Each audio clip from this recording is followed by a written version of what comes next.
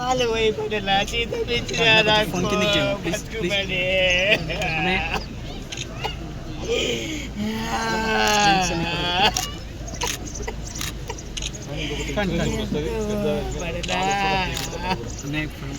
బిడ్డలు బతికితే ఎంత మంచిగా ఉంటుంది.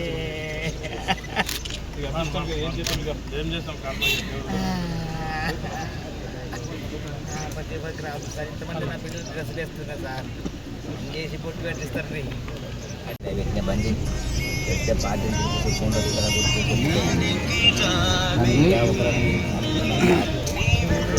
చేసి చెప్తే అందరికి పటేళ్ళకు నా బిడ్డ ఉంది బిడ్డ కర్రకు వాళ్ళకి చెప్పి నా బిడ్డను చూసి సార్ ముగ్గురు ఒక్కరైనా ఉంటే సార్ అంటే కూడా ఎవరు తీసుకపోతే ఇద్దరు తీసుకోవాలి ముగ్గురు ఒకటేసారి ఎత్తుకపోతారా సార్?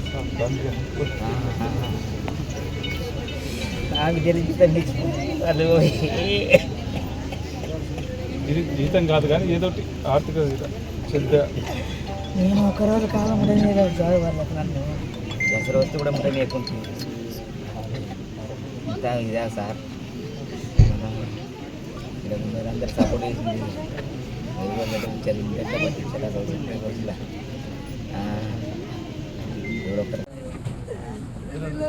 ఒకరైనా పోయి ఒకరైనా మిగిలాలి సార్, ఇద్దరు పోయి ఒకరైనా మిగిలాలా?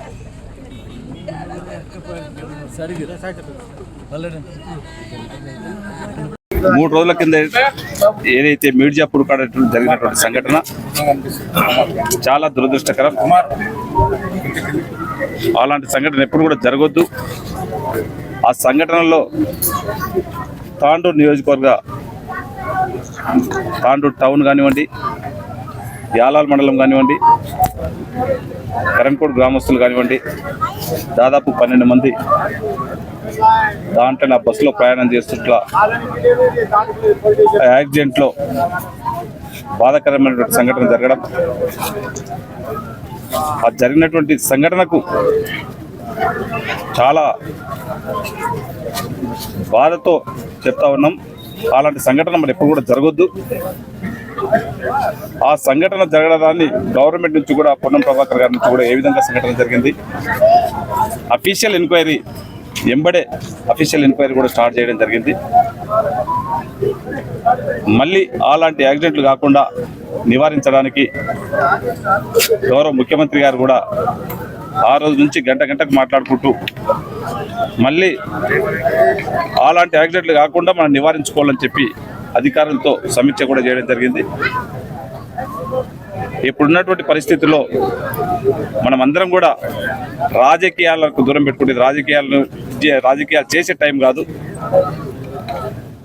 ఉన్నటువంటి వాళ్ళు పోయినటువంటి కుటుంబాలకు మనం భరోసా ఇవ్వాల్సినటువంటి అవసరం ఉన్నది. అందుకనే గవర్నమెంట్ నుంచి ఎంబడే వారికి తోచినటువంటి ఆర్థిక సాయాన్ని కొద్ది గొప్పను ఈరోజు గవర్నమెంట్ నుంచి ఒక 5 లక్షల రూపాయలు, ఆర్టీసీ నుంచి ఒక 2 లక్షల రూపాయలు, మిగతాది ఇన్సూరెన్స్ మేము ఇప్పుడే ఆర్టీఏ మన వెంకటరెడ్డి గారు ఆర్టీఏ వాళ్ళు రోడ్ ట్రాన్స్పోర్ట్ వాళ్ళు కూడా వచ్చి రావడం జరిగింది. ఇంకా ఇన్సూరెన్స్తో కూడా వాళ్ళకు సాధ్యమైనంత వరకు వాళ్ళకి ఇంకా ప్రతి చనిపోయినటువంటి వారికి కూడా ఇంకా పెద్ద మొత్తంలో ఇన్సూరెన్స్ క్లెయిమ్ అయ్యే విధంగా నేను ఖచ్చితంగా ప్రయత్నం చేస్తా. ఆ కుటుంబాలకు అండగా ఖచ్చితంగా మనం అందరం కూడా కలిసి ఆ కుటుంబాలకు అండగా నిలవలసినటువంటి టైం ఉన్నది. వాళ్లకు అన్ని విధాల గవర్నమెంట్ నుంచి ఇప్పుడే వాళ్ళు చెప్తా ఉన్నారు ఉండడానికి ఇల్లు లేదని చెప్పి, ఎంబడే వాళ్ళు ఈరోజే ఇంద్రమ్మ ఇల్లు కట్టుకుంటామని చెప్తే వాళ్ళకి జాగా ఉంటే ఖచ్చితంగా అది కూడా ఇవ్వడానికి నేను సిద్ధంగా ఉన్నా. అది లేదంటే ఉన్న దాంట్లో డబుల్ బెడ్రూమ్లు కూడా దీంట్లోనే వీళ్ళకు ఇప్పుడు ఇల్లు లేని వారి నిరుపేదలకు ఇప్పుడు దీంట్లో వారి బాధితులు ఎవరైతే ఉన్నారో వారికి ఎంబడే అలాట్ చేస్తానని చెప్పి కూడా వేదిక ద్వారా ట్రై చేస్తా ఉన్నాం. ఈ తాండూరు హైదరాబాద్ రోడ్ దాని గురించి నిన్న తాండూరు సంబంధించి మొత్తం వామపక్షాలు ఆందోళన చేసింది. దాని గురించి రోడ్డు ఈ రోజు అంటే రాజకీయాలు చేసే టైం ఇది కాదు. అయినా మీరు అడుగుతున్నారు కనుక ఆల్రెడీ మన అదృష్టమో దురదృష్టమో కానీ గత 5-10 సంవత్సరాల నుంచి ఏ విధంగా ఉందో మీకు అందరికీ కూడా తెలుసు. మనం శాంక్షన్ చేయించినప్పటి నుంచి కూడా వర్క్ చేద్దామంటే 5 నెలల నుంచి బీటీ రోడ్లకు వర్షాలకు చాలా అంటే డిఫరెన్స్, దానికి వైరం ఉంటుంది. బీటీ రోడ్ స్టార్ట్ చేస్తే వర్షం వస్తే మళ్ళీ చేసినటువంటి బీటీ కూడా ఖరాబ్ అయ్యే పరిస్థితి ఉంటుంది.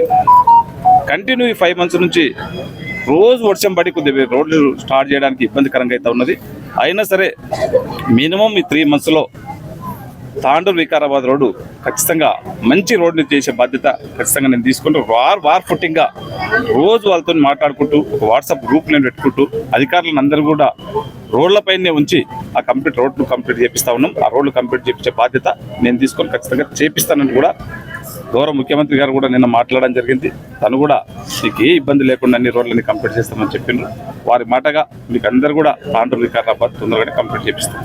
సార్, ప్రమాదానికి గురైన బస్సుకు 54 మంది కెపాసిటీ, 72 మంది ఉన్నారు. అయితే ఇన్సూరెన్స్ వాళ్ళు కూడా 54 సీట్లకే వేసారట, మిగతా వాళ్ళకి ఏ విధంగా ఉంది? అందుకనే గవర్నమెంట్ నుంచే ఒక అఫీషియల్ ఎంక్వైరీ చేస్తూ ఉన్నారు.